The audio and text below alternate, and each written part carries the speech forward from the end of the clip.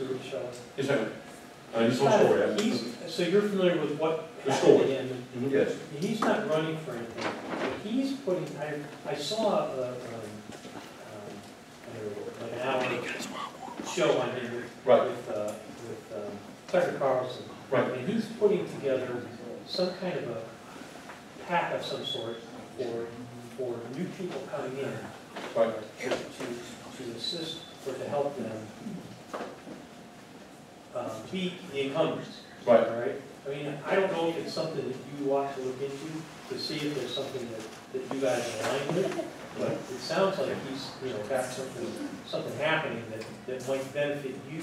I'll look into that. I'll look into that. But let me tell you a couple things about him, and because you deserve to know where I stand on that, right? My position on that. I think the guy, he was absolutely 100% right. Correct. 100% right. What he did, how he did it was 100% wrong. Right. Unfortunately. When you take an oath to go in the military, there has to be order. Okay, but he was absolutely right by calling those people out. He paid the price. He paid the penalty. And I respect him for doing that. But not one of our military leaders were held responsible for what happened in Afghanistan. Not one. I've spent about, in my life, close to 4.5, almost 5 years in Afghanistan. So I know it really well. I was there early on in January of 2001, or 2002 rather. And then summer, then I went back in 2009. After I retired, I went back as a contractor many times. And I told John Bozeman in 2011, he asked me when I came back, he said, what do you think about Afghanistan? I said, John, it's going to be like we put our hand in a bucket of water and we pull it out and it'll be like we have never been there. I said, it will never be a country. They're never going to stand up for themselves. We're wasting right now $50 billion a year. We could save that money. I'm just telling you, I don't see it ever standing on its own. They have what's called a brain drain. I call it the brain drain. Anybody smart enough is going to leave.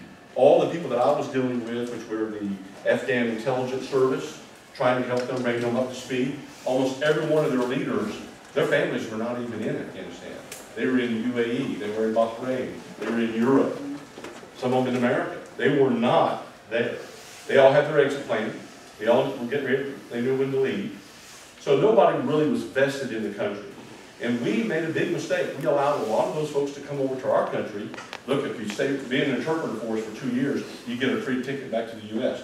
We should have never done that. We did that for our troops. That's great. But the problem is that those are the people that need to keep there. They're the ones that need to fight for their independence. But they're here. So it doesn't surprise me a bit. In fact, I was interviewed on the Dave Ellsworth show.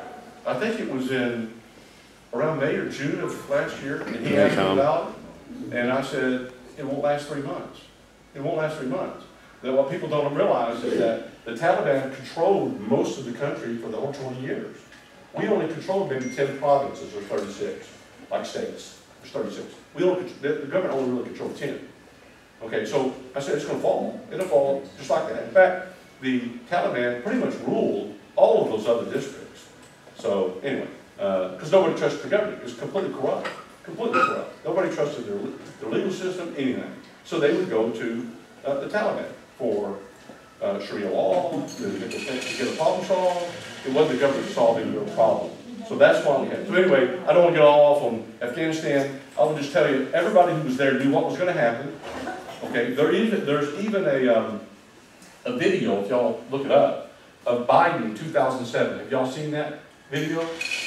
There's a video of Biden talking about what would happen, or how long it would take to get all the troops out of Afghanistan. He said it will take at least 1 year.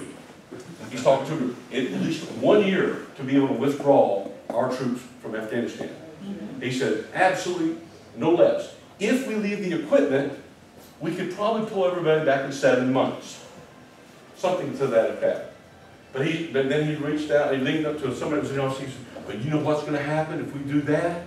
They're going to take that equipment and they're going to use it against our children and us. That's what he said in 2007. And look what they did. And then he did it. Yep. Look what he did. And Millie and those people who were inept, they got me on video, I'll tell you, they're inept. And I'll say it out loud. But nobody's helped pay the price. We had 13 service members die because it's not because they didn't have a plan. I can assure you there was a plan. They had a plan. We have all types of contingency plans. There was always a plan to follow. They simply didn't want to follow it. That's what it boiled down to. I've been to Bagram Air Base. They should have taken everybody to Bagram. Okay, the airport I've been to that airport that those 13 soldiers died. I've been there 100 times. I know it well. I know the whole route.